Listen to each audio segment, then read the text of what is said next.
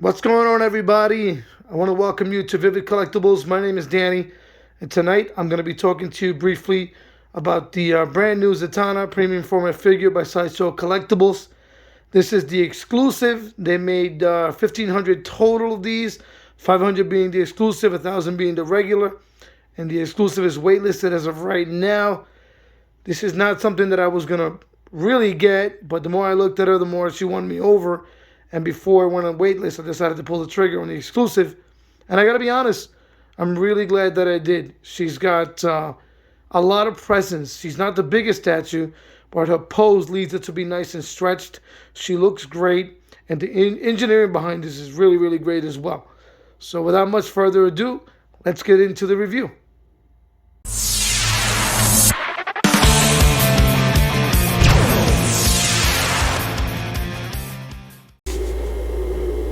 Alright, so before I get into the full review, I wanted to touch on a couple of controversial topics.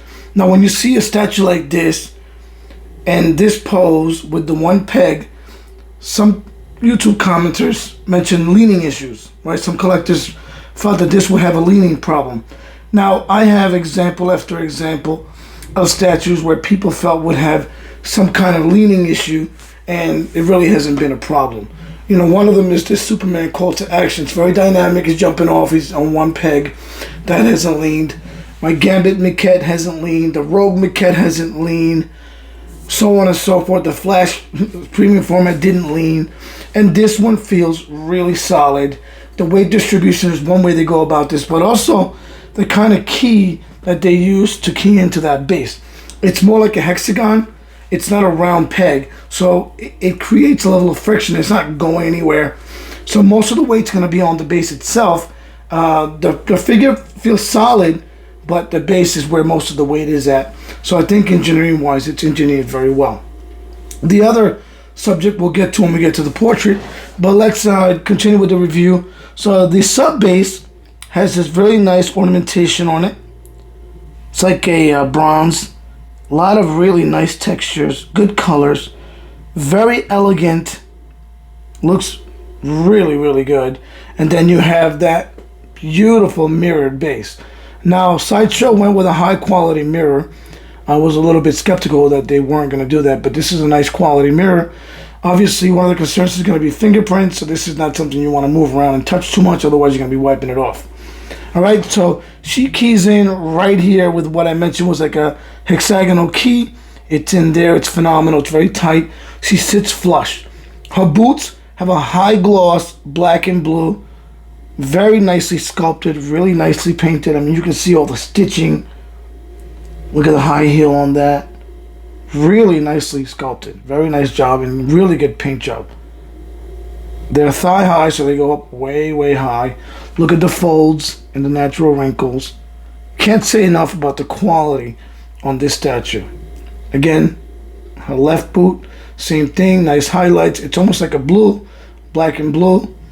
The fishnets are mixed media, but they're done really well. They fit perfectly, and they look really, really good. Again, the level of detail that they put into this and care is awesome. The skin tones are a standout as well. Look at the musculature, the way she's sitting. Sideshow did a great job of making this anatomy look very real. There is no exaggeration. She's sexy but subtle. They don't exaggerate any of her body parts. She just looks really, really good. And then she's sitting on this floating table. Look at that gold with some stars, right? Some designs. That's the tablecloth. Looks great underneath. It's burgundy. You look here, you can see the reflection. Looks phenomenal. She's got this corset right there. Nice rose gold. A lot of good details. The buttons on that are silver, and then the buttons on her shirt are white. It's a nice little contrast. But again, look at all the sculpted in detail. Very nicely painted. There's really no run lines at all. The top coat is beautiful. It looks like leather. Again, look at the folds, natural.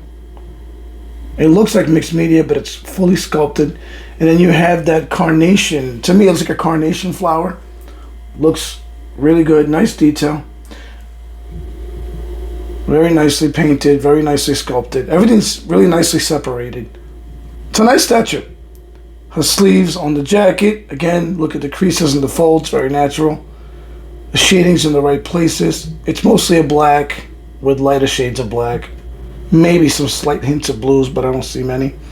Now the underneath of the coat is burgundy. You can see it right there. The top coat's nicely sculpted, really nicely sculpted. And then we're gonna move to her sleeves. You can see the sleeves, the buttons. There you go, now it's in focus. Good detail. Very nice sculpt on this. And then her gloves are great. You can see all the stitching on her gloves. Looks awesome. A lot of detail went into this. A lot of work went into this. Let's take a look at this glove. Again, same thing. Very nicely sculpted and painted. Looks great. Her hair, another standout. Nice raven black with some really nice blue highlights. Nicely sculpted, nice separation. Looks very, very, very good. This is the exclusive setup.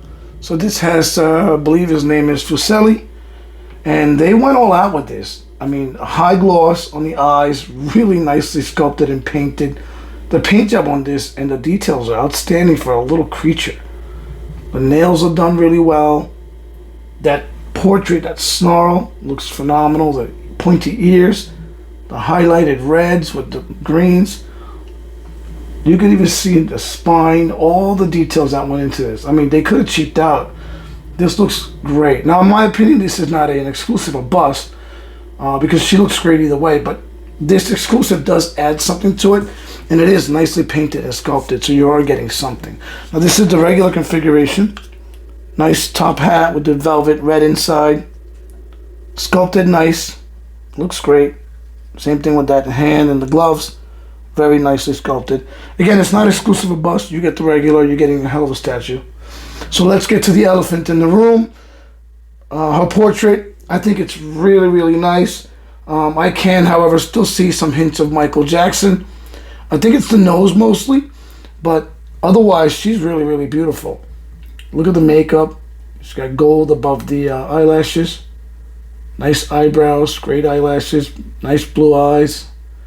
The skin tones are awesome, awesome. And then the subtle makeup is great. Bright red lipstick, really nicely painted. I think she looks great. She looks really, really beautiful. But you know, I could understand why some collectors see Michael Jackson in person. It's not an issue. But I could see it and I can understand that.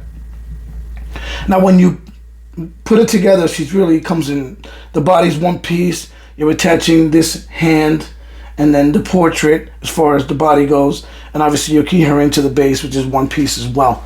When you put the portrait in, because everything is such a tight fit, you gotta sort of gently play with it until she sits proper. It took me a little while. I thought mine had an issue, there was a gap, but it's just the way that I was putting the portrait in. Otherwise, it's really a non-issue. But I think she turned out great. It's a really nice, elegant statue. It captures what she does well. She's a magician, and I love the engineering behind this. And just the way they pulled it all off, it's like a really nice package between the base, that mirror on top of it, you know, her sculpt, the paint job, the portrait, the body. Very little to complain about. I think if you have her coming, you're going to be a very happy camper. Let me know what you guys think in the comments. See you soon.